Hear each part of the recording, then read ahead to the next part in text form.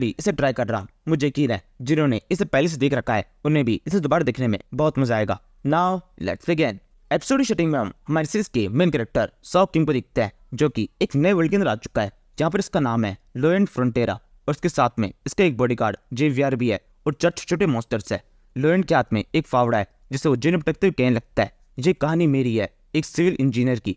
जिक्र के साथ में जैसे उसका फावड़ा जिन्हें पर टच होता है एक ब्लू रंग की लाइट चारों तरफ फैल जाती है, पूरी एरिया को कवर कर लेती है। इसके बाद आगे कहता है, मैं लोएंड फ्रंटेरा एक सिविल इंजीनियर इस पूरे वर्ल्ड को जल्दी बदलने वाला हूँ। यहाँ पर वो सब कुछ होने वाला है जो कि इस वर्ल्ड ने कभी भी अनुमान नहीं किया होगा। मैं इस वर्ल्ड को पूरी तरीके से हमेशा हमेशा के लिए बदल दूंगा। लोएंड के इतना कहने के साथ में यहाँ पर जितना भी ये बड़ा एरिया होता है यहाँ पर बिल्डिंग नुमा स्ट्रक्चर दिखाई देने लगता है। कुछ सेकंड्स के अंदर एक सिटी क्रिएट हो जाती है। ये असल में सिटी क्रिएट हुई नहीं है बल्कि एक सिटी का 3D मॉडल है। इसे देखकर लोएंड काफी तक खुश जाता है। वो अपने साथ के इस बंदे जेवियर से बोलता है, जेवियर क्या तुम्हें दिखाई दे रहा है? जेवियर बोलता है, हाँ बिल्कुल।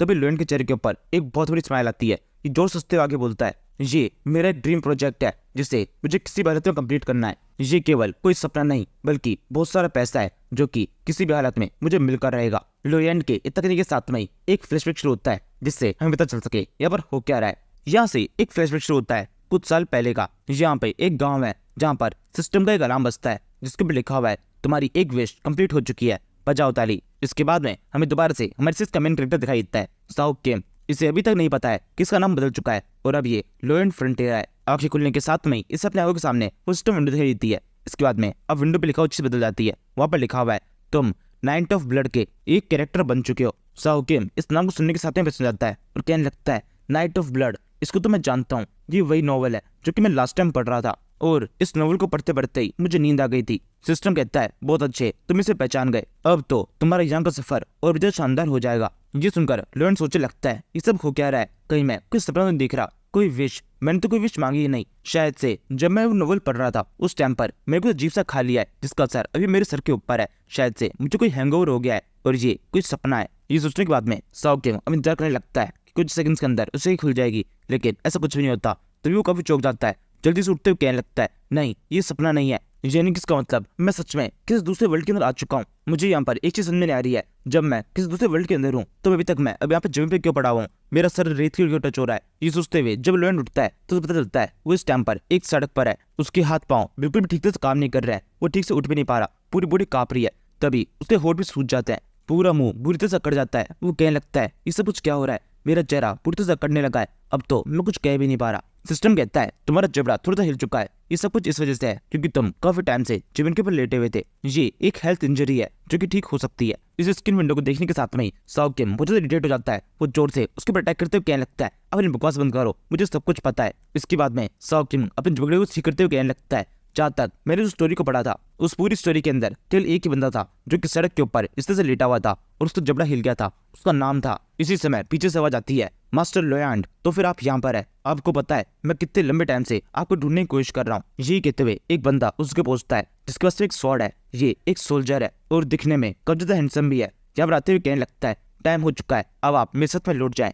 इस बंदे को देखने के साथ में ही साहो इसे पसंद आता है और सोचने लगता है, ये तो जेवियर है। नोवेल के अंदर इसकी शक्ल बिल्कुल ऐसी दिखाई देती है। ये एक बहुत ताकतवर सोल्जर है जिससे फ्रंटेरा फैमिली के सबसे बड़े बेटे की रफल काम मिला है। उसका नाम भी लोएंड फ्रंटेरा है और जहाँ पर मुझे बुलाने के लिए आया है, जिसका मतलब वो लोएंड फ्रंटेरा जो कि फ्रंटेरा फैमिली के सभी रिसोर्सेज का अगला मालिक बनने वाला है, वो मैं हूँ। और इसके साथ में एक और चीज क्लियर हो जाती है, मैं इस नोवेल के अंदर आया हूँ लेकिन इसके बावजूद भी मैं मेन कैरेक्टर नहीं हूँ। असल में मेन कैरेक्टर जेवियर है। मुझे असल में एक साइड कैरेक्टर का रोल दिया गया है जिसका नोवेल के अंदर कुछ खास रोल नहीं था। साहो जब ये सब सोच के परेशान हो रहा होता है इस नाम पर जेवियर को समझ में नहीं आता असल में हो क्या रहा है। बस जेवियर वहाँ सामने की तरफ खड़ा होकर लोएंड की इस हरकतें देखकर हंसने लगता है। यहाँ से सीन शिफ्ट होता है, हमें कैसल का सीन दिखता है। ये लोएंड फ्रंटेरा कैसल है जहाँ पर ये बॉडीगार्ड जेवियर एक चिमनी को सेटअप कर रहा है ताकि इस रूम को अच्छे से गर्म किया जा सके। ये कहते हुए वो लोएंड से बोलने लगता है, क्या आपको सच में नहीं पता आप किस तरीके से वहाँ सड़क के बीच में पहुंच गए थे और वह बेहोश हो गए थे? लोएंड बोलता है, मैंने कहा ना मुझे कुछ भी याद नहीं है, तुम मुझे बताओ। जेवियर कहता है, कल सुबह आपने सब जगह पर आतंक मचा दिया था, आप एक गुंडे की तरह हर जगह तोड़फोड़ मचा रहे थे। इसके बाद में आप वहां से भाग गए। ये सब कुछ आपके बहुत ज्यादा पीने की वजह से हुआ है। उस टाइम पर आपका खुद की बॉडी के ऊपर बिल्कुल काबू नहीं रहता है, आपके भाग जाने के बाद में लॉर्ड ने मुझे ऑर्डर दिया कि मैं किसी भी तरीके से आपको ढूंढूं और आपको वापस लेके आऊं। और फिर उसके बाद में मेरी मुलाकात आपसे हुई उस सड़क के बीच में। जेवियर जब से कुछ कह रहा होता है इस टाइम पर लोयन का पूरा ध्यान वहाँ फर्श के ऊपर होता है, जो कि अभी भी पूरी तरह ठंडा है। वहाँ पर चिमनी जल रही है, लेकिन इसके बावजूद भी रूम अभी तक गर्म नहीं हुआ है। और क्योंकि लोयन असल में एक इंजीनियर है, इसलिए उसको ये चीज थोड़ी परेशान करने लगती है। तभी जेवियर बोलता है अब आपको थोड़ा आराम कर लेना चाहिए, कल सुबह मैं आपसे फिर से मिलने के लिए आऊंगा और आपको सब कुछ बताऊंगा यहाँ पर हुआ क्या है। लोयन बोलता है हाँ बिल्कुल, ये तुम्हारा काम है, तुम्हें मुझे सब कुछ बताना होगा। इसके बाद में जेवियर जाने लगता है। तभी लोयन कहता है एक मिनट रुको, मुझे तुमसे एक चीज पूछनी है, क्या हमारी फैमिली के ऊपर बहुत ज्यादा कर्जा है? जेवियर बोलता है क्या मजाक कर रहे हैं आप? ये कहने के बाद में जेवियर थोड़ा रश जाता है और फिर वहां से चला जाता है। इसके बाद में लोयन सोचने लगता है मुझे इस तरह से याद है मैं ठीक इसी जगह की स्टोरी को कल रात को पढ़ रहा था, और फिर उसके बाद में मैंने इस पूरी नोवेल को एकदम एंड तक पढ़ लिया था। मुझे इस तरह से पता है लोयन फ्रंटियरा के साथ में एंड में जाके क्या होगा। इस नोवेल के एंड तक लोयन फ्रंटियरा के ऊपर बहुत ज्यादा कर्जा होगा, उनकी सारी जमीन उनसे छिन जाएगी, बहुत सारी गलत शर्तों को उनके ऊपर थोप दिया जाएगा, वो गुलाब बन जाएंगे, जिसके बाद में एंड में उसके पास में सुसाइड करने के अलावा और कोई दूसरा रास्ता नहीं होगा। सबसे पहले लोयन फ्रंटियरा के पेरेंट्स डिसाइड करेंगे और उस टाइम पर लोयन डिसाइड करेगा कि उसे अभी अपनी लाइफ थोड़ी और लंबी जीनी है, जो कि कुछ खास अच्छी नहीं होगी। पूरी लाइफ भिखारियों की तरह जीना पड़ेगा, केवल एक नशेड़ी की तरह, जो कि हमेशा शराब के नशे में धुत होगा अपने गम को छुपाते हुए। और ऐसे ही शराब पीते पीते आखिरी में जाकर लोयन फ्रंटियरा की भी डेथ हो जाएगी, और उस टाइम पर उसके साथ में कोई भी नहीं होगा जो कि उसे संभाल सके। ये सब कुछ याद आने के साथ में ही साउ जल्दी से उठ जाता है और फिर कहने लगता है नहीं, ऐसा बिल्कुल नहीं हो सकता, मैं अपनी लाइफ को ऐसा नहीं बनने दूंगा। मुझे यहाँ पर किसी भी हालत में ऐसी जानवरों जैसी जिंदगी नहीं जीनी है जिसका कोई शुरुआत और कोई अंत ना हो, लावारिस मौत, मैं ये सब नहीं चाहता हूँ। इसी समय लोयन को एक स्क्रीनशॉट होती है जिसके ऊपर लिखा हुआ है तुम्हारी विश को एक्सेप्ट कर लिया गया है, अब तुम्हारे पास में एब्सोल्यूट की स्किल है। सेम ये स्किल लोयन ने थोड़ा टाइम पहले भी देखी थी जब वो बेहोश था। इस देखकर वो कहने लगता है ये किस तरह की बेकार स्किल है और कौन सी विश, मैंने तो इससे कोई विश मांगी नहीं। क्या ये वो विश है जिसकी वजह से मुझे उस नोवेल का एक साइड कैरेक्टर बनाया गया है? ये सब कहने के बाद में लोयन परेशान होकर वहीं पे सो जाता है। यहाँ से हम अगले दिन का सीन देखते हैं। लोयन के इस महल के अंदर दो बंदे एंटर करते हैं, एक तो उसका बॉडीगार्ड है और दूसरी है लोयन की मदर। ये दोनों के दोनों लोयन के सामने खड़े हुए हैं। उसकी मदर लोयन से बोलने लगती है कल रात को तुमने जो कुछ भी किया था वो सब कुछ बिल्कुल भी ठीक नहीं था। हमें पता चला कि तुमने पब में जाकर वहाँ पर कब्जे तोड़फोड़ मचा दी थी, जो कि बिल्कुल सही नहीं है। इसके बाद में सामने की तरफ लोयन दिखाई देता है जिसको इस सब के बारे में बिल्कुल पता ही नहीं है। वो बहुत बुरी हालत में बुरी तरह थका हुआ है। इस लेडी की बात सुनकर वो सोचने लगता है मैंने तो ऐसा कुछ किया ही नहीं, कल रात को मुझे याद है मैं वो बुक पढ़ रहा था और उसके बाद में इस वर्ल्ड में आ गया। लेडी आगे बोलती है मैं तुमसे आखिरी बार रिक्वेस्ट कर रही हूँ, प्लीज उस पब के अंदर जाओ और इस बार उनसे माफी मांग लो। लोयन सोचता है मुझे अब उस गलती की माफी मांगनी पड़ेगी जो कि अभी तक मैंने की ही नहीं। मैंने तो इस बॉडी को एकदम एंड नाइट में कंट्रोल करना शुरू किया था, लेकिन उससे पहले तो असली लोयन इसे कंट्रोल कर रहा था। उसने जो कांड किया उस सब का भुगतान भी मुझे को करना पड़ेगा। लेकिन चलो ठीक है, अभी फिलहाल मैं इस बॉडी को कंट्रोल कर रहा हूँ तो ये सब कर देता हूँ। ये सोचकर वो इस लेडी से बोलता है ठीक है, मैं इसके लिए तैयार हूँ, मैं उनके पास जाकर माफी मांग लूंगा। ये सुनने के साथ में ये लेडी और जेवियर दोनों कब चौंक जाते हैं। इनको बिल्कुल भी उम्मीद नहीं थी कि लोयन उनकी ये बात को मान जाएगा। इसके बाद में हम इस किले के बाहर इस गांव का सीन देखते हैं। दिन हो चुका है, यहाँ पर इस एरिया में काफी सारे लोग काम कर रहे हैं, उनके पास में अपने बहुत सी चीजें हैं। इसी समय इनमें से एक विलेजर दिखाई देता है। लोयन और जेवियर दोनों ही उसी तरफ आ रहे हैं। उन दोनों को देखने के साथ में ये जल्दी से दीवार तो मुड़ के बैठ जाता है, काफी बुरी तरह से कांपने लगता है।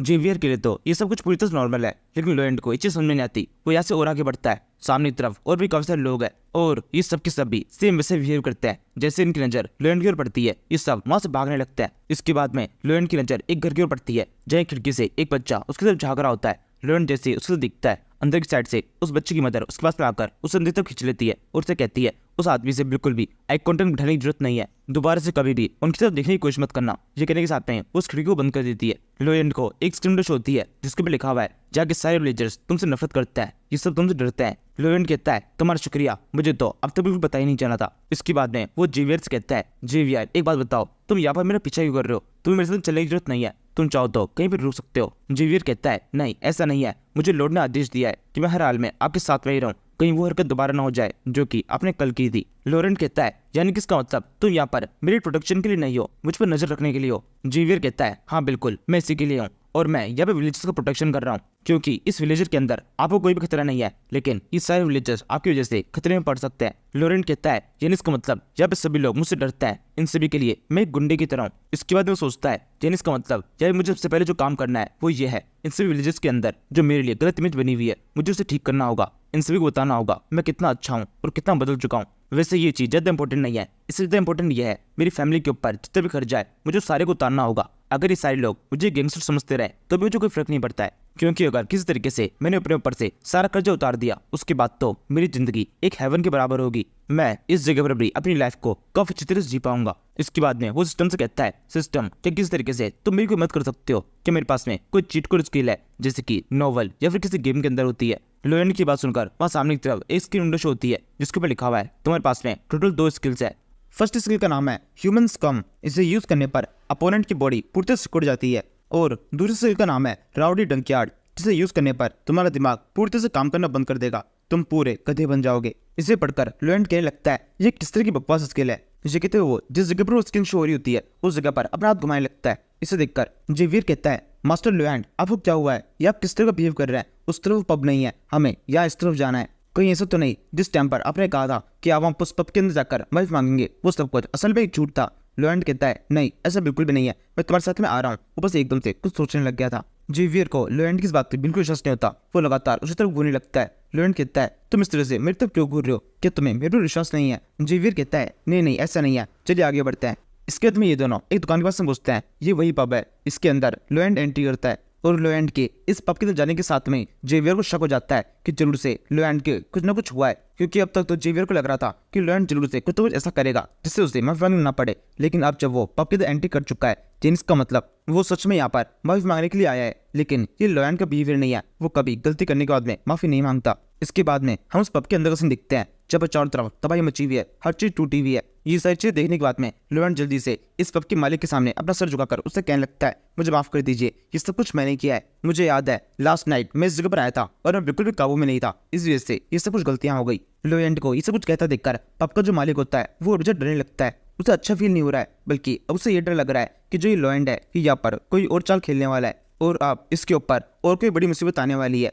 ये सोचकर वो कहता है मास्टर लोरेंट आपको इस तरीके से मुझसे माफी मांगने की जरूरत नहीं है। ये कहते हुए इस ऑनर की बॉडी अभी भी कांप रही होती है। लोरेंट सोचने लगता है इसे जरूर से ऐसा लग रहा है कि मैं इससे कुछ ज्यादा पोलाइटली बात कर रहा हूँ, मुझे नॉर्मली बात करनी चाहिए, थोड़ा रूड तरीके से। ये सोचकर अभी अकड़ के कहता है मैं तुमसे माफी मांगने के लिए आया था, क्या तुम मुझे माफ करोगे या फिर मैं ऐसे ही चला जाऊं, क्योंकि वैसे भी तुम्हारी माफी से मुझे कुछ खास फर्क नहीं पड़ता है। लोरेंट का इस तरीके से माफी मांगने का अंदाज ऑनर को बिल्कुल पसंद नहीं आता, लेकिन अब इसका डर कम हो चुका है और जो भी मन में चिढ़ थी वो बाहर आने लगी है। ये कहता है हाँ ठीक है, आपको इस तरीके से तो माफी मांगने की जरूरत नहीं है। ये कहते हुए ओनर एक बहुत ही गंदा चेहरा बनाता है, जिसे देखकर लोरेंट को क्लियर हो जाता है कि ये अब उससे चिढ़ चुका है, यहाँ पे रुकने का अब कोई फायदा नहीं है, निकल लेना चाहिए। इसके कुछ देर बाद में हम लोरेंट और जेवियर को दिखते हैं जो कि रास्ते में चलते हुए जा रहे हैं। जहाँ पर लोरेंट के मन में काफी सारे सवाल है। वो जेवियर से कहता है ऐसा क्या हुआ, तुमने देखा वहाँ पर मैं उस ऑनर से माफी मांगने के लिए गया हुआ था, लेकिन इसके बावजूद भी वो बिल्कुल खुश नहीं था, बल्कि एटीट्यूड में मुझसे बात कर रहा था। जब मेरा इंप्रेशन इतना ज्यादा खराब है। जेवियर बोलता है हाँ बिल्कुल ऐसा तो होना ही था, आपने कल रात को उसका सारा फर्नीचर बर्बाद कर दिया था, उसकी दुकान को तहस नहस कर दिया था।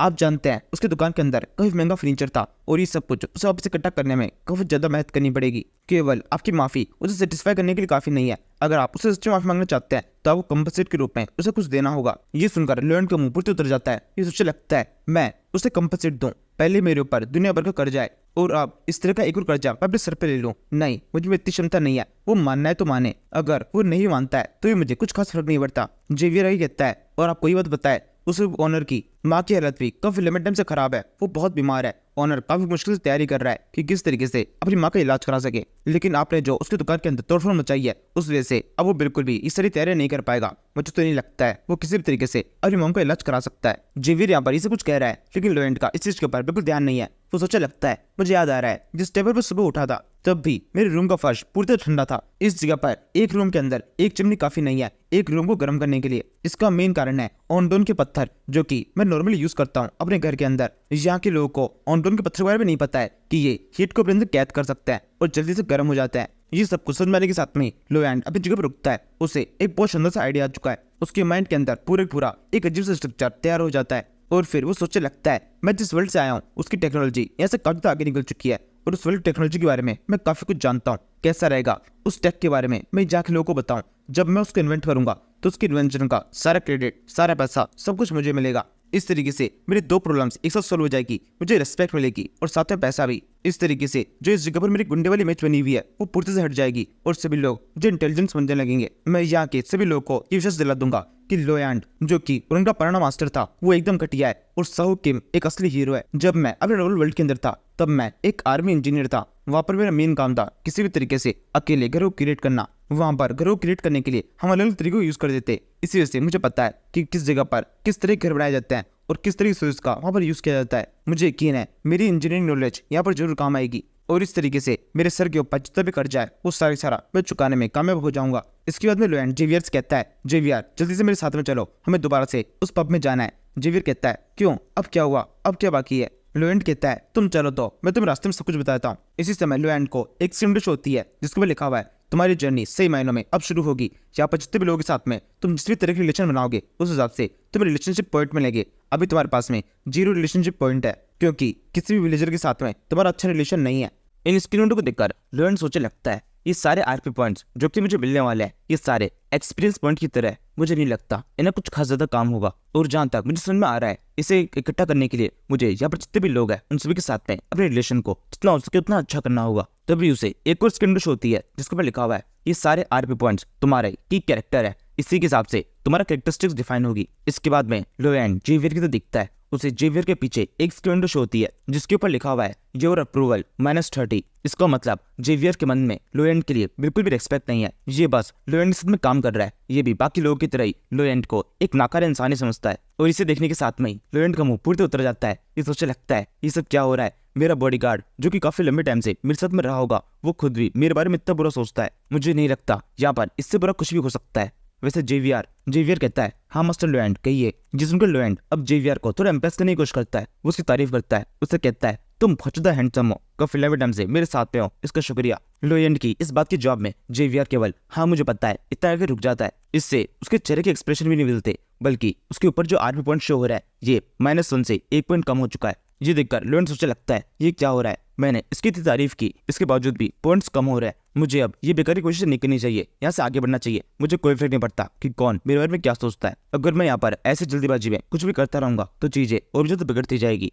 इसके बाद में हम वापस इस गाँव से दिखते हैं, इस पब का जिसके अंदर लोएंड ने पिछली रात को तबाही बजाई थी। यहाँ पर इस पब के अंदर इसके हाथ में कॉन्ट्रैक्ट है जिसके ऊपर लिखा हुआ है इसने यहाँ पर जो भी तबाही मचाई है उसके बदले में यहाँ पर कंस्ट्रक्शन करके देगा। लोएंड ने यहाँ पर सारे दस्तावेज पहले बना लिया है। वो उसे ओनर को दिखाते हुए कहने लगता है, तो जल्दी से इसके ऊपर साइन कर दो, उसके बाद में मैं कंस्ट्रक्शन काम जल्दी शुरू करूंगा। लोएंड बड़ी खुशी ये कहते देता है लेकिन उस ओनर के माइंड में कुछ अलग ही चल रहा है। उसको लोएंड पे पूरा शक है कि ये कुछ नहीं कर सकता। इस पब के अंदर कंस्ट्रक्शन करने के नाम पर जो कुछ थोड़ा बहुत बचा है वो सभी तबाह हो जाएगा। जब ओनर ये सब कुछ सोच रहा होता है तो उसकी बॉडी के अंदर से एक अजीब लाइटिंग करने लगती है जो कि लोएंड को दिखाई दे रही है। लोएंड सोचता है ये क्या हो रहा है, मैं इसकी मदद करने की कोशिश कर रहा हूँ, इसके बावजूद भी इसके पॉइंट कम ही होते जा रहे हैं। इसके बाद में उसे स्क्रीन होती है जिसके ऊपर लिखा हुआ है ये ओनर यहाँ पर एक स्किल का यूज कर रहा है जिसका नाम स्टोन वॉल हार्ट है, जिसकी वजह से तुम चाहे जो कुछ भी कर लो इसका दिल नहीं पिघलेगा। ये सुनकर लोएंड सोचने लगता है नहीं ऐसा नहीं हो सकता, इतनी जल्दी मैं हार नहीं मान सकता। अभी तो मैंने अपना प्लान शुरू किया है और प्लान शुरू होने से पहले ही मैं इस तरह हार मान लूंगा तो कैसे चलेगा।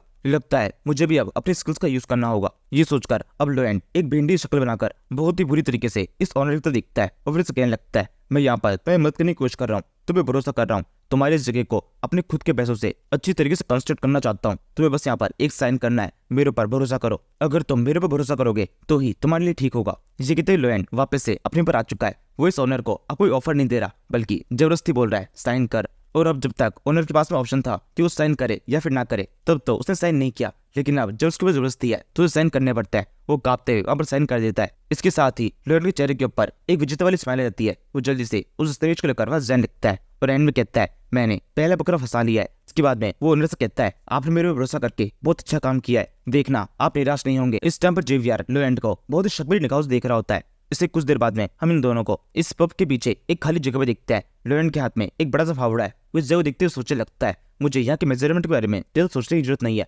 मुझे यकीन है जो मैंने सोचा है वो मैं करूंगा तो सारा काम एकदम ढंग से हो जाएगा। इसी समय जेवियर का मुंह फाइनली खुलता है। वो लोएंड से बोलने लगता है मास्टर लोएंड मुझे आपसे एक बात करनी है। लोएंड कहता है हाँ बिल्कुल कहो। जेवियर कहता है ये सब कुछ क्या है, आप यहाँ पर क्या करने की कोशिश कर रहे हैं? आपने पब के ओनर से जबरदस्ती इस दस्तावेज के ऊपर साइन ले लिए, कहिए कोई नया तरीका तो नहीं? फ्रंटियर फैमिली के नाम को बुरी तरह से गिराने का। क्या आप यहाँ पर रहने वाले लोगों को कुछ नए तरीके से परेशान करना चाहते हैं? लोएंड कहता है, क्या तुमने एक वर्ड सुना है, कॉग्निटिव डिस्टॉर्शन? जेवियर कहता है, कॉग्निटिव, ये क्या होता है? लोएंड कहता है, तुम इसे एक तरह की बीमारी समझ सकते हो जो कि यहाँ पर रहने वाले सभी लोगों को हो चुकी है। इस बीमारी के अंदर सभी लोग किसी एक इंसान के बारे में एक अलग से पर्सपेक्टिव बना लेते हैं और सोचने लगते हैं ये इंसान जो कुछ भी करेगा वो या तो गलत या फिर सही होगा। ऐसी ही एक विचारधारा इन सभी लोगों ने मेरे लिए बना लिया है, जिसे मैं ठीक करना चाहता हूँ। इसे ठीक करने का जो भी तरीका मुझे समझ में आ रहा है मैं वो यूज कर रहा हूँ। जेवियर कहता है, क्या आपको लगता है ये सब कुछ इतना आसान है? आपने इतने सालों में जो कुछ भी किया है इन सभी के मन में उसके लिए एक अलग एक्सपीरियंस बन चुका है। आपने यहाँ पर सभी विलेजर्स के सामने अपनी जो इमेज बनाई है उसे साफ करने में आपको बहुत मेहनत करनी पड़ेगी। लोएंड कहता है, हाँ बिल्कुल, और वो मैं करने भी वाला हूँ।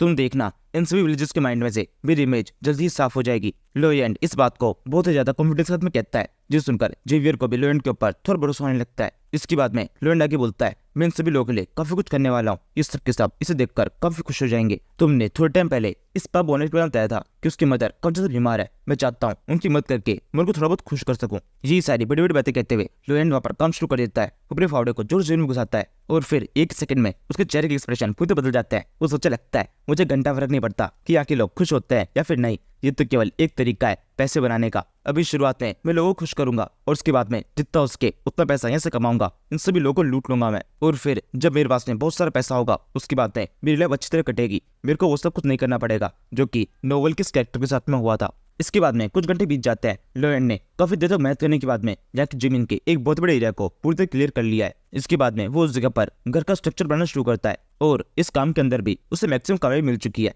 आसपास की दीवारें बन चुकी है, ऊपर की छत बाकी है, लेकिन लोएंड बुरी तरह थक चुका है। वो एक जगह पर लेट जाता है और कहने लगता है, वैसे तो मैं एक इंजीनियर हूँ इसलिए मुझे पता है कौन सा काम किस तरीके से करना है, लेकिन कोई बेलदार नहीं हूँ, मुझे ये सब कुछ करने में बहुत दिक्कत हो रही है। मैं जब मिलिट्री में था तो ये सब कुछ काफी सही से कर लेता था, लेकिन ये बॉडी बहुत ज्यादा कमजोर है। मेरे को काम करते हुए केवल कुछ ही घंटे हुए हैं और इतनी देर के अंदर मैं कुत्ते की तरह हाफने लगा हूँ। इसी समय जेवियर की आवाज आती है, ये घर तो बहुत ज्यादा कमजोर है, ज्यादा लंबे टाइम तक ये जगह पर टिक नहीं पाएगा। ये सुनकर लोएंड बहुत चौंक जाता है। वो जल्दी से उठता है और कहने लगता है, क्या कह रही हो तुम? ये घर काफी मजबूत बना है, इसे बनाने में मैंने बहुत ज्यादा मेहनत की है। इसी टाइम पर जेवियर सोचने लगता है, सच में इसने मेहनत तो की है, ये नहीं किसका मतलब ये जो कुछ भी कह रहा था वो सब कुछ सच है। ये सच में विलेजर्स के सामने अपनी इमेज को सुधारना चाहता है। इसी समय लोएंड वापस से उठता है, उसके पांव बुरी तरह से कांप रहे हैं, जबकि बोलने लगता है, मैं अब ज्यादा लंबे टाइम तक आराम नहीं कर सकता हूँ, मुझे किसी भी तरीके से इस काम को अच्छी तरह से कंप्लीट करना है। इसके बाद में वो एक कुल्हाड़ी को उठाता है और लकड़ी के टुकड़े के पास मारकर उसके ऊपर एक जोर से अटैक करता है, लेकिन उसकी बॉडी इतनी बुरी तरह थक चुकी है कि वो लकड़ी के ऊपर कुछ मार ही नहीं पाता,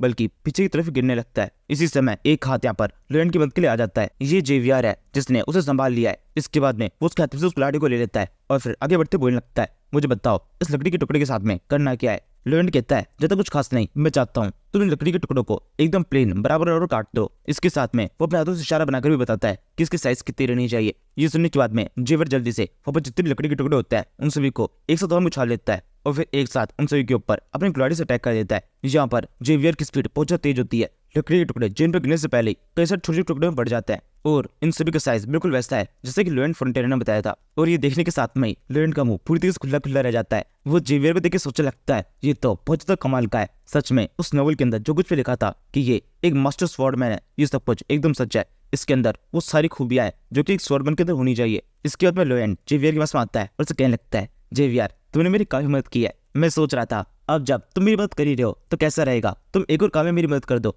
मुझे यहाँ पर खुदाई वगैरह कुछ करनी है। ये सुनकर जेवियर को बहुत गुस्सा होता है। वो सोचा लगता है कितना घटिया इंसान है ये, मैं इसकी तरफ जरा सी उंगली बढ़ा रहा हूँ और इस सर पे चढ़ के बैठ जा रहा है, इसके लिए कोई भी उम्मीद नहीं की जा सकती। लोएंड आगे बोलता है, जेवियर जिस तरह से पता है तुम खुद भी मेरी मदद करना चाहते हो, तुम काफी लंबे टाइम से वहाँ पर खड़े होकर मुझे देख रहे हो और अब तक तो तुम ये समझ चुके होंगे मैं जो कुछ भी कर रहा हूँ वो सच में करना चाहता हूँ। मैं चाहता हूँ सारे विलेजर्स मुझसे खुश हों और तुम भी मेरे लिए सेम ऐसे चाहते हो, इसलिए मेरी मदद करो। मेरे इस काम को जल्दी खत्म करने के लिए तुम्हें मेरी मदद करनी होगी, जल्दी से आगे बढ़ो, हम दोनों साथ ही मिलकर इस काम को जल्दी से खत्म कर देंगे। लोएंड का ये लेक्चर सुनने के बावजूद भी जेवियर को बिल्कुल खुशी नहीं मिलती। उसे पता है ये सब कुछ नाटक है। लोएंड बस किसी भी तरीके से उसे अपने साथ में इस बेलदारी के अंदर लगाना चाहता है। जेवियर सोचने लगता है ये बंदा बहुत बदल चुका है, लेकिन कुछ चीजें हैं जो कभी बदली नहीं है। पहले ये बुरे कामों में मुझसे मदद मांगता था और अभी अच्छे कामों में मांग रहा है, और अभी फिलहाल मैं केवल एक काम कर सकता हूँ, या तो इसका इंतजार करूँ या फिर इसकी मदद करके इस काम को जल्दी से खत्म करूँ ताकि पता कर सके ये यहाँ पर जो कुछ भी कर रहा है ये सब कुछ सही है या फिर गलत। इसके बाद में अब लोएंड और जेवियर दोनों इस जगह पर काम पे लग जाते हैं। उन्होंने यहाँ पर एक अच्छी खासी नींव खोद दी है तक इस घर को जितना हो सके उतना मजबूत बनाया जा सके। कुछ देर तक लगातार मेहनत करने के बाद में फाइनली जाकर एक घर रेडी हो जाता है। इसे देखकर लोएंड बहुत खुश होता है और कहने लगता है फाइनली जाकर ये कंस्ट्रक्शन अब कंप्लीट हो चुका है। जेवियर कहता है उन शब्दों का क्या मतलब है जो कि आपने वहां पर लिखा है। लोएंड कहता है वो कोई शब्द नहीं है बल्कि एक सिंबल है। ये उन चीजों के ऊपर लगेगा जो कि मैं कंस्ट्रक्ट करूंगा। तुम एक तरीके से हमारा ब्रांड लोगो कह सकते हो। इस तरीके से सभी लोगों को पता रहेगा कि इस बिल्डिंग को जिसने क्रिएट किया है वो हम है। चलो अब ये सारी बातें बंद करते हैं। मेरे को जल्दी से पब ओनर के पास जाना है। मैं उसे दिखाना चाहता हूँ कि मैंने उसके लिए क्या क्रिएट किया है। उसके चेहरे की खुशी एकदम ही अलग होगी। यहाँ से हम कुछ देर बाद देखते हैं सब लोग इस नए बने हुए घर के अंदर है। चिमनी के अंदर लकड़ी जला दी गई है और ये पूरा घर अंदर की साइड से काफी अच्छी तरह से गर्म है। ओनर और उसकी मॉम दोनों इस घर के अंदर है। यहाँ पर जीवन के ऊपर लेट जाते हैं और दोनों के चेहरे के ऊपर एकदम ही अलग खुशी होती है। इस गर्म फर्श के ऊपर लेटकर ओनर की मॉम कहने लगती है ये तो काफी शानदार है, मुझे अपनी बॉडी के अंदर काफी अच्छा फील हो रहा है। और इसी समय ओनर को ये चीज समझ में नहीं आ रही होती है कि यहाँ की जमीन इतनी गर्म कैसे हो गई, क्योंकि इनको पता ही नहीं है कि घरों के अंदर इस तरह के मटेरियल का भी यूज किया जा सकता है। इसी वजह से ये लोएंड की काफी तारीफ करने लगता है। ये देखकर लोएंड के चेहरे के ऊपर भी एक बड़ी स्माइल होती है। ये सोचा लगता है ये तो काफी अच्छा हुआ, ये दोनों मेरी एक्सपेक्टेशन से ज्यादा खुश हो चुके हैं। मैंने इस घर के अंदर ऑनडोल के फ्लोर का यूज किया है जो कि काफी जल्दी गर्म हो जाता है। इन लोगों के लिए तो एक जादू की जैसा होगा। तभी ओनर आई कहता है जेन मास्टर लोएंड आपका बहुत शुक्रिया। मैंने काफी लंबे टाइम बाद में अपनी मॉम को इतना खुश देखा है। ये सब कुछ आपकी वजह से है। और ये सब कुछ देखकर जेवियर काफी चौंका होता है। सोचा लगता है सच में ये तो काम कर रहा है। इस पब का ओनर और उसकी मॉम दोनों कब ज्यादा खुश हो चुके हैं। जैसा कि लोएंड फ्रंटियर ने कहा था, मैंने तो आज इनका एकदम ही अलग रूप देखा है। अब से पहले कभी भी इन्होंने किसी की मदद करने के लिए बिल्कुल मेहनत करने की कोशिश नहीं की, लेकिन आज पूरा एक घर बना दिया। दो लोग इनकी वजह से आज इतने ज्यादा खुश है। इनकी लाइफ के लिए ये एक बड़ा अचीवमेंट है। लोएंड फ्रंटियर ने अपनी पिछली लाइफ के अंदर कभी भी किसी और को खुश करने के बारे में सोचा ही नहीं। और अब कुछ ही दिनों के अंदर इनके तो इतना बदलाव आ गया कि यहाँ पर इनकी वजह से दो लोग इतने ज्यादा खुश है। मुझे तो लग रहा है कि जरूर से कुछ ना कुछ गड़बड़ है। ये सोचने के बाद में जेवियर दोबारा से इस ऑनर और उसकी मॉम को बहुत ज्यादा खुश होता हुआ देख रहा होता है, जिसके साथ में जेवियर के चेहरे के ऊपर भी एक बड़ी स्माइल आती है। सोचा लगता है चाहे कुछ भी हो, इनके तो बदलाव किसी भी कारण से आए हो, लेकिन ये बदलाव काफी अच्छा है। इसी समय लोएंड फ्रंटियर को कुछ स्क्रीन होती है जिसके ऊपर लिखा हुआ है जेवियर अब तुम्हारे बारे में थोड़ा कम बुरा सोचता है। आरपी पॉइंट्स 2 पॉइंट से बढ़ चुका है, यानी कि अब -29 पर है। और इसके अलावा ये दोनों लोग जो कि तुम्हारी वजह से ज्यादा खुश है, इस वजह से भी तुम्हें टोटल 36 आरपी पॉइंट्स दिए जाते हैं। इसे देखकर लोएंड जेवियर को देखता है और फिर से कहने लगता है मुझे पता है तुम क्या सोच रहे हो। तुम यही सोच रहे हो ना, आखिरकार ये कचरा सुधर गया, इस गार्बेज के अंदर बहुत बदलाव आ गया है। जेवियर इस बात पर केवल नहीं कहकर मुंह फेर लेता है। इसके बाद में लोएंड का बिजनेस माइंड एक्टिवेट होता है। वो सोचा लगता है ये सारा पूरी तरह से लॉस में गया है, क्योंकि इस घर को बनाने के लिए जितने भी सही थे वो सब के सब मैंने अपने पास से लगाए हैं। लेकिन कोई बात नहीं, फर्स्ट कंस्ट्रक्शन मैंने कर दिया है। अब इसी की वजह से मेरे पास में और भी काफी सारे ऑर्डर आएंगे जिससे मैं इस तरह लॉस को रिकवर कर लूंगा। और अब क्योंकि ये बनाया हुआ मेरा पहला घर है, इसलिए मैं इस घर को एडवर्टाइजमेंट के लिए यूज करने वाला हूँ। यहाँ से हम कुछ दिनों बाद देखते हैं लोएंड जैसा था बिल्कुल वैसे चल रहा है। इस घर को एडवर्टाइजमेंट के लिए यूज किया जा रहा है। इस घर के बाहर काफी लंबी लाइन लगी हुई है और इस बार लोएंड इसे जबरदस्ती नहीं कर रहा, बल्कि पब ओनर की मर्जी से हो रहा है। लोग एक ही करके कुछ घंटों के लिए इसे घर के अंदर एंटर कर रहे हैं और अंदर जो ये हीट है इसका मजा ले रहे हैं। इन सभी को पता ही नहीं है कि हीट को इस तरह से रोका जा सकता है। तो इन सभी के लिए इस घर के अंदर एंटर करना एक अलग ही एक्सपीरियंस है। और जब ये लोग सारे बाहर निकलते हैं तो सबके सब काफी खुश होते हैं। बाहर निकलता हुआ बंदा बोलने लगता है अंदर जाकर काफी अच्छा लग रहा है, पूरी थकान अच्छी तरह खत्म हो चुकी है। जिस वजह से और भी जो लोग होते हैं वो सबके सब अंदर जाने के लिए और जिस पर मोट होने लगता है। इसी समय हम देखते हैं लोएंड ने पास ही में अपनी एक टेबल लगा रखी है। वहां पर वो जल्दी से बंदे से बोलने लगता है यहाँ पर इधर देखो, इस घर का एक्सपीरियंस तुम्हारे लिए कब जो शानदार था, कैसा रहेगा सेम ऐसा ही घर तुम्हारे पास में हो। तुम चाहो तो मैं तुम्हें इस तरीके का एक घर बना के दे सकता हूँ। ये कहते लोएंड इस बंदे को 2 स्ट्रक्चर दिखाने लगता है। जिस देख पता चलता है उस टाइम पर जो ये नींव खोद रहे थे वो असल में नींव नहीं थी, बल्कि इस चिमनी का एक पार्ट था। नीचे की साइड में ये थोड़ा सा स्पेस छोड़ देता है, फिर वहां पर अलग से चिमनी जलाई जाती है जिससे पूरा फर्श अच्छी तरह गर्म हो जाता है। इसी पेंटिंग को दिखाते हुए इस बंदे से आगे बोलने लगता है तुम चाहो तो मैं तुम्हारे लिए पूरा एक नया घर बना सकता हूँ, या फिर तुम्हारे पास में अभी जो घर है उसी को हम रिनोवेट कर सकते हैं। अगर तुम अभी के अभी इस काम के लिए हाँ कह देते हो तो तुम्हें 10% डिस्काउंट मिलेगा। लोएंड पूरी अच्छी तरीके से ये कहते देता है, लेकिन इस विलेजर को उसके बिल्कुल भी भरोसा नहीं है, बल्कि वो लोएंड से कुछ भी काम कराना नहीं चाहता। वो साफ साफ उसके मुंह पे इस काम के लिए मना कर देता है, जिसके साथ में लोएंड का मुंह पूरी उतर जाता है। वो कहने लगता है थोड़ा तो भरोसा मुझ पर करो, जब तक तुम लोग मुझे भरोसा नहीं करोगे तब तक तुम्हें इसका फायदा कैसे होगा। इस घर को देखो ये कितना अच्छा है, इस घर की कंस्ट्रक्शन की जो रेट मैं तुम्हें दे रहा हूँ वो सबसे ज्यादा कम है, इससे कम तो कुछ हो ही नहीं सकता। ये सब कहते हुए लोएंड किसी तरीके से इस विलेजर को मनाने की कोशिश कर रहा होता है, लेकिन विलेजर बिल्कुल भी मत हटता नहीं है, उसका जॉब नहीं है। तभी यहाँ पर एक और बंदे की एंट्री होती है। यहाँ पर आते हुए कोई कहने लगता है लोएंड ये सब तुम क्या कर रहे हो। ये आवाज लोएंड के फादर की है जिसका नाम है आर्कस फोंटेरा। और बाकी लोग की तरह ये भी लोएंड के बारे में काफी कुछ बुराई सोचता है, उसे नाकारा समझता है। इसने -20 की रेटिंग दे रखी है। यानी कि लोएंड का बाप भी अपने बेटे को एकदम नाकारा समझता है। यहाँ से हम कुछ देर बाद से देखते हैं, ये फ्रंटेरा मेंशन है जहाँ पर लोएंड अपने फादर के साथ में बैठा हुआ है। वैसे इस तरह के बैठने को साथ में बैठा नहीं कहेंगे, दोनों के बीच में आकाश पाताल की डिफरेंस है। यहाँ पे अपने फादर को देखते हुए लोएंड सोचने लगता है, ये आदमी मुझे यहाँ पर लेके तो आ गया है, अब कोई ऐसा तो ना हो जाए कि ये मैं जो बिल्डिंग बनाने का काम कर रहा हूँ वो करने से मुझे रोक दे, मेरी पूरी प्लानिंग खराब हो जाएगी। तभी आर्कस बोलता है, जैसे मैं ये क्या सुन रहा हूँ, इस बार तुमने विलेज के अंदर क्या उत्पात मचा दिया है, लोगों को परेशान करने का ये कौन सा नया तरीका है। ये सुनकर लोएंड सोचने लगता है, मुझे इन लोगों के साथ से एकदम नॉर्मल बिहेव करना चाहिए जैसे कि लोएंड करता। ये सोचकर वो एकदम रूडली कहता है, मेरे को उस पब ओनर ने कहा था कि उसे घर चाहिए तो मैंने उसे बना के दे दिया। आर्कस कहता है, और उन लोगों का क्या जो कि तुमसे जिद कर रहे थे कि उन्हें आगे तुमसे कोई बिल्डिंग नहीं बनवानी और तुम जबरदस्ती उन लोगों के पीछे बने हुए थे कि तुम उनके लिए बिल्डिंग बना के दोगे, वो क्या था। लोएंड कहता है, वो तो अभी कुछ भी नहीं है, बस अब देखते जाइए आगे मैं क्या क्या करता हूँ। आर्कस कहता है, लोएंड अब तुम्हारी इस तरह की हरकतें बिल्कुल बर्दाश्त नहीं की जाएगी, तुम पहले ही सब कुछ बहुत ज्यादा खराब कर चुके हो। मैं तुम्हारी इन सारी हरकतों को बहुत लंबे टाइम से बर्दाश्त करता आ रहा हूँ, लेकिन अब और नहीं करूंगा। लोएंड कहता है, आप बिल्कुल चिंता मत कीजिए, मैं जो कुछ भी कर रहा हूँ वो मैंने अच्छी तरीके से पहले ही सोच रखा है। लोएंड पूरे कॉन्फिडेंस में ये कहते देता है, लेकिन उसके मन ही मन चल रहा है कि उसने जो कुछ सोचा था वो हुआ नहीं है। उसे लगा था जैसे वो पहला घर बना देगा उसके बाद में उसके सामने ऑर्डर्स की लाइन लग जाएगी, लेकिन अभी भी कोई भी उससे घर बनवाना नहीं चाहता। विलेज के अंदर कोई भी नहीं है जिसको उसके ऊपर भरोसा हो। और इसके अलावा लोएंड के माइंड में ये भी चल रहा होता है कि किस तरीके से जल्दी जल्दी यहाँ से निकला जाए। ये सोचकर वो उठता है और फिर कहने लगता है, मेरे पास में और भी काफी सारे काम है, मुझे भी यहाँ से चलना चाहिए। ये कर वहां से जाने लगता है। तभी अर्क्रोस कहता है, लोएंड मुझे थोड़ा बहुत समझ में आ रहा है, तुम इसे कुछ क्यों करने की कोशिश कर रहे हो, तुम्हें हमारी फैमिली सिचुएशन के बारे में पता है, तुम्हारी आंख नाक हर जगह पे खुली हुई है, लेकिन अब ध्यान थोड़ा अपने कानों पे दो,